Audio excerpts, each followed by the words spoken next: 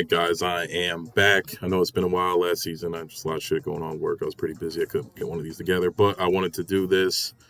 Uh, get back to my roots, do a little video. Maybe I'll have somebody with me next time. We'll see.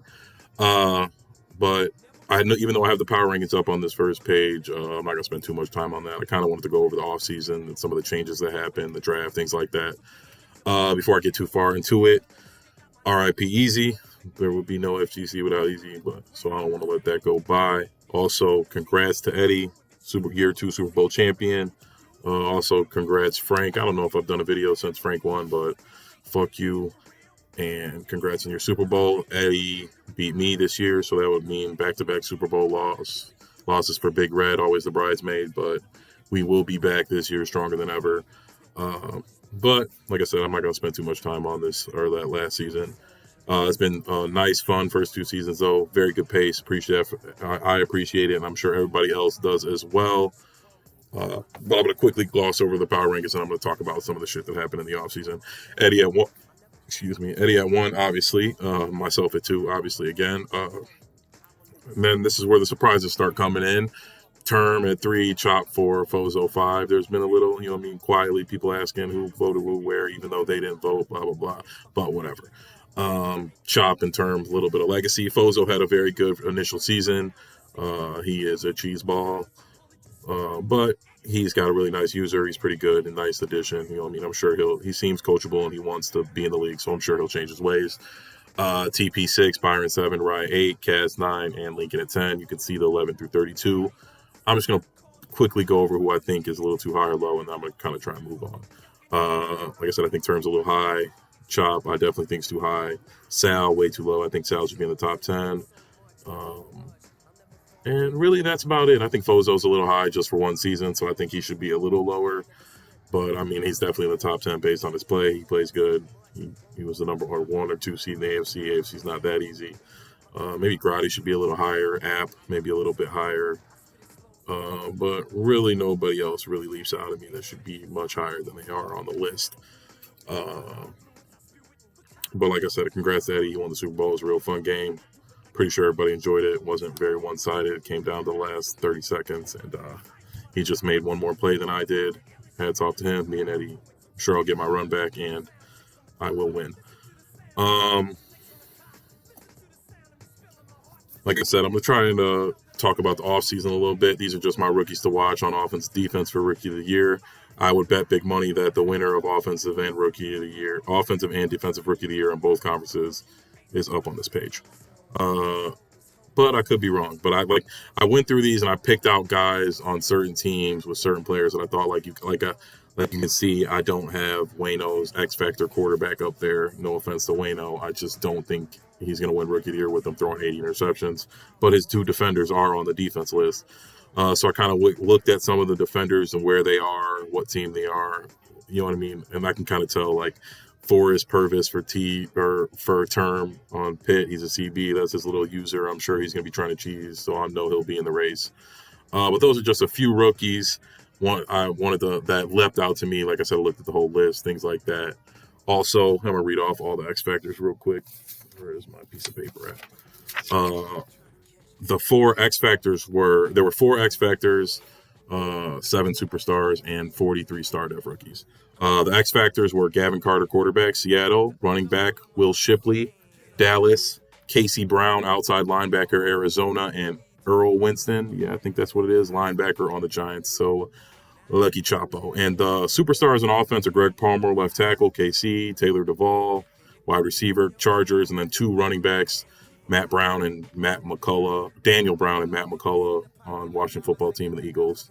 And then on defense, Ralph Weatherspoon, Sherrod Woods, and Shaden Branch are the superstars on Green Bay, Seattle, and the Giants, respectively. So there's a decent amount of depth, some nice X Factors. Hats off to all you guys who got you one. Before I jump too far in the draft, there was a lot of pre-draft trades. Justin Fields to the Colts for a big, huge deal. Where the fuck are all my notes? Sorry. Rashawn Gary to the Seahawks for a top 5 pick. The Pats send Shaq Mason and Tyron Smith to the Texans and the Dolphins. Calvin Ridley to the Colts. Kenny Clark to the Ravens. The pass rusher from Green Bay, what's his name really quick? Joseph Taya Shakanua or something. I can't remember. He got traded to the Jags, TP. The Bears added a cheese wide receiver. The Finns added Sebastian Day and so many more. Also, free agency. I think Zadarius Smith went to Seattle. Josh Jacobs to the Pats. Tuitt back home to the Steelers. And a few other ones. Aaron Rodgers, I think, to Domino in Atlanta. And then, like I said, a few other D-Law to the Pats, things like that. So it was a pretty good free agency. A lot of money tossed around. Everybody had fun. Everybody, Wang Chung, like I said, a lot of old pass rushers got paid. But really quick, I'll go through each division. I'll read off a few things. You know what I mean? So I don't miss everybody. I like to hit everybody, know that I'm paying attention. AFC South, they had 5 rookies with Dev. Strike, he got the 3rd best quarterback in the draft. I kind of screwed him jumping up in front of him, but I wanted to get my guy. I wanted somebody to cheese. But he still got a nice little young quarterback. He also drafted a few other guys with Dev. He filled a lot of holes he needed. Titans still got a lot of work to do, but headed in the right direction. Strike gets a nice win here and there every season, so we'll see how it goes. He needs to somehow segue those into wins. And though Grotti had a nice offseason, he got a couple free agents. He got 2 nice rookies, a nice little rookie wide receiver to cheese. It was, I think his name's Callaway. He's nice. Big win overturned week 1. So his moves are paying off, and he's looked to building upon a really good season last season. TP, Clenny sent Clenny Clark to the Jags. He sent Mac Wilson somewhere. And then he wasn't at the draft. I think he traded Kenny Clark for picks just to trade the picks back for Joseph. What was his name? I'm going to see it over here. I can't see it. I'll find it later. Don't worry. I'm going to find that name.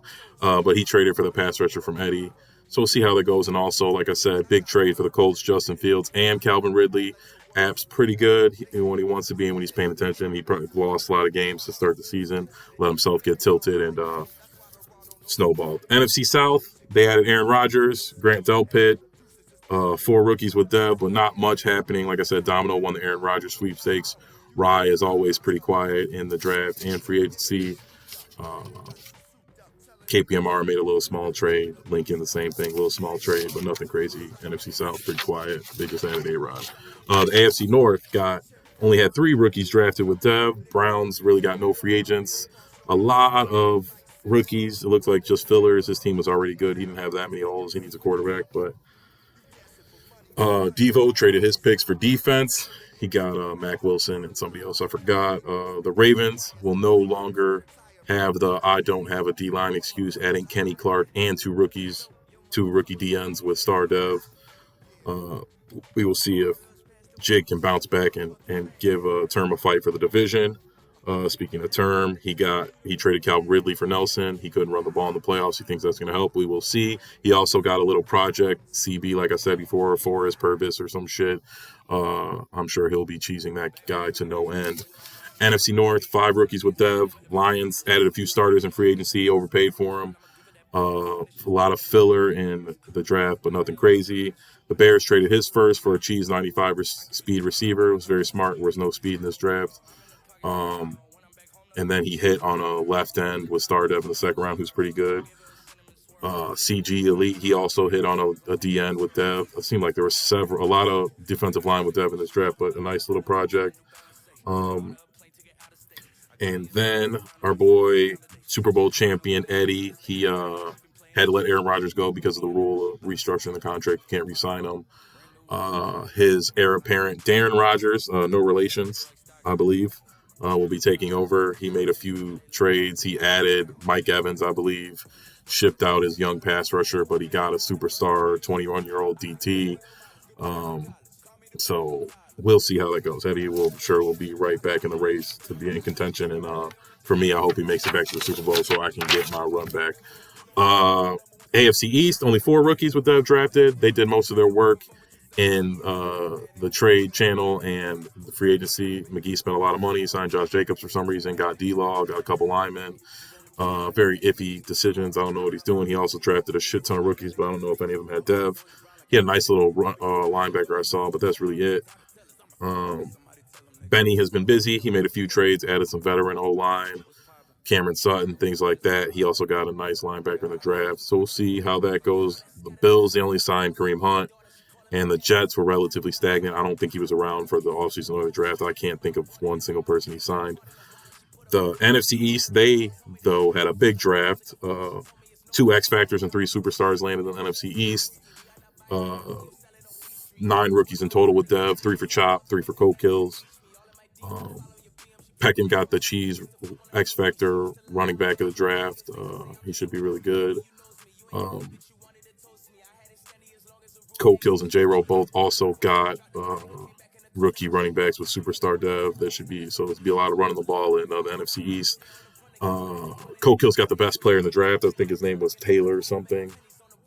Taylor Pryor's strong safeties an 84 overall with 9th athletic abilities. I'm pretty sure he's 21 as well. So good pick or computer pick for Coke Kills. I don't know if he was around. And Chapo had another slam dunk draft, X Factor linebacker, superstar, strong safety, a few other nice pieces he drafted.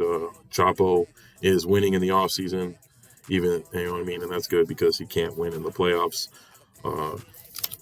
But NFC North or East as a whole had a nice draft. Like I said, lots of dev, superstars, X Factors, and it'll be fun to see those guys on the field.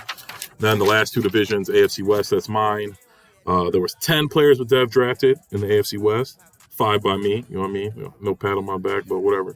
4 O-linemen. Big June got the best O-lineman in the draft, superstar, left tackle, big guy. I liked him a lot. He also got a nice running back. Broncos didn't do much. I'm pretty sure he traded all his picks. Was pretty quiet in free agency as well, so hopefully Waffle's got a better attitude and better hand-eye coordination if he wants to see some improvements this season. Cass got him a nice little cheese wide receiver to pair with Ruggs and Waller, and signed a decent, you know what I mean, some filler free agents, and he's looking to make some moves right now, and we'll see how that pan out. Myself, I got superstar wide receiver, I got the cheese speed quarterback, but he wasn't overly good. He's pretty old, so we'll see how it goes. I got to have a good season first year, and I got 3 star Devo linemen. Holler at me in the trade chats. But besides that, AFC West was pretty quiet. So I didn't do much in free agency. Nobody really did that I can think of in the AFC West.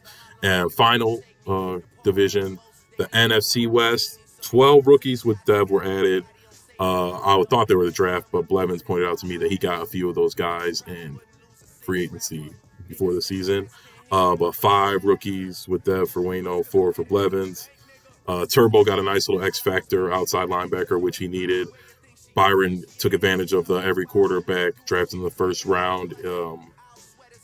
His star dev rule and traded back up into the first round to get a nice little project quarterback that I'm sure will be in contention for Rookie of the Year. Wayno obviously won the offseason. He had 100 picks. He had $200 million. He spent it all.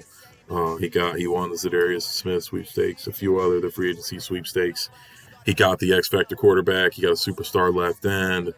Got a 82 overall cheese free safety who's 6'4". So like I said, needless to say, Wayno came out on top this offseason. Hopefully he can segue into wins. I do like seeing Wayno win, but I will not hold my breath. But that was just each of the divisions. Like I said, I wanted to hit each one, show you guys I am paying attention and I didn't forget about you. But to close it out, like I said, 4 X Factors, 7 superstars, 43 stars, 54 dev rookies in total. Pretty slow draft. Nobody over 95 speed or faster. Only 1 94 speed player and then only 10 93 speed players. So it was relatively slow. And really that's about it. I don't got much else to say. Like I said, I just want to do something new, little off-season review. Let you guys know I'm paying attention and watching, and that's why I'm the best, because I know all your guys' moves. I'm watching you, and I'm countering. And good luck to everybody. I will see you in the Super Bowl.